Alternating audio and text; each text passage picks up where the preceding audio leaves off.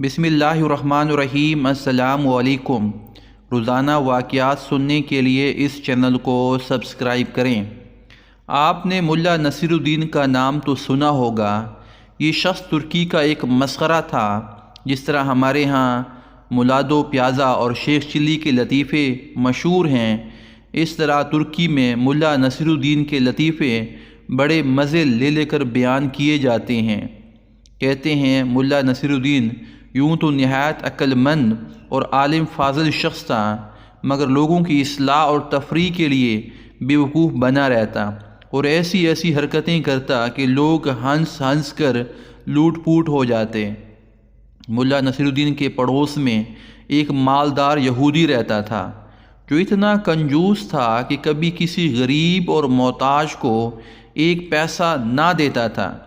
मुल्ला ने कई मरतबा उसे समझाया कि खुदा ने तुम्हें दौलत अता की है, उसे गरीब और मुफलिस लोगों पर खर्च किया करो, लेकिन उसने मुल्ला की कोई नसीहत ना सुनी।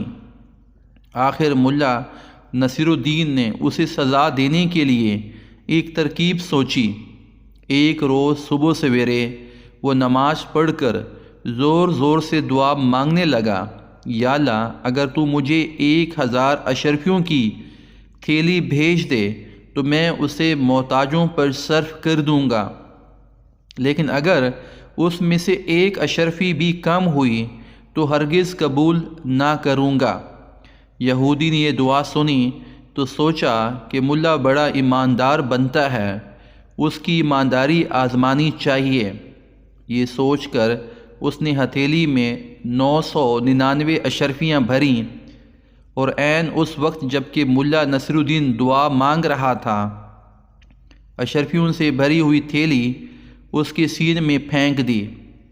मुल्ला नसीरुद्दीन ने लपक कर थैली उठाई और उसमें से अशरफियाँ निकाल निकाल कर गिनने लगा।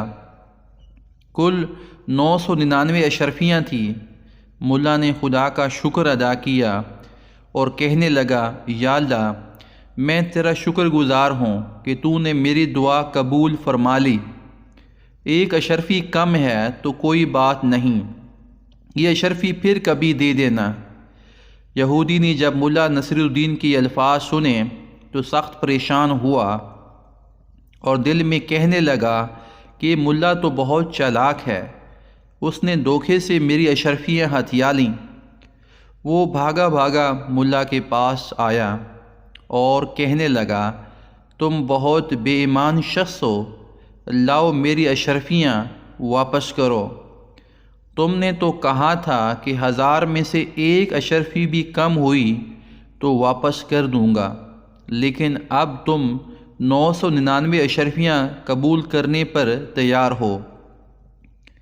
मुल्ला नसीरुद्दीन गुस्से से कहने लगा, तुम कौन होते हो मुझसे अशरफियाँ मांगने वाले? ये तो मेरे खुदा ने मुझे भेजी हैं। जाओ अपना काम करो। यहूदी सीधा काजी की अदालत में गया और मुल्ला के ख़िलाफ़ मुकदमा दायर कर दिया। काजी साहब ने यहूदी को हुक्म दिया कि मुल्ला नसीरुद्दीन को बुला लाओ, हम अभी फ़ैसला कर देंगे। यहूदी ने मुल्ला नसीरुद्दीन के पास आकर कहा, चलो तुम्हें काजी साहब बुलाते हैं। मुल्ला ने जवाब दिया, तुम देख रहे हो कि मेरा लिबास फटा पुराना है, मैं इस शर्त पर जाने के लिए तैयार हूँ कि तुम मुझे अच्छे अच्छे कपड़े ला कर दो। यहूदी ने शर्त भी मंजूर कर ली और साफ़ सुथरे कपड़े मुल्ला को ला कर दे दिए। मुल्ला नसीरुद्दीन ये बेश कीमत लिबास पहन चुका तो कहने लगा, मियाँ यहूदी, क्या इतना कीमती लिबास पहनकर पैदल ही काजी की अदालत में जाऊं? लोग देखेंगे तो दिल में क्या कहेंगे? जाओ अपना घोड़ा ले आओ, उस पर सवार होकर जाऊंगा। मरता क्या ना करता। यहूदी ने अपना घोड़ा भी मुल्ला के हवाले कर दिया और मुल्ला साहब निहायत शान व शौकत से घोड़े पर सवार होकर काजी की अदालत में पहुँचे। मुकदमा पेश हुआ।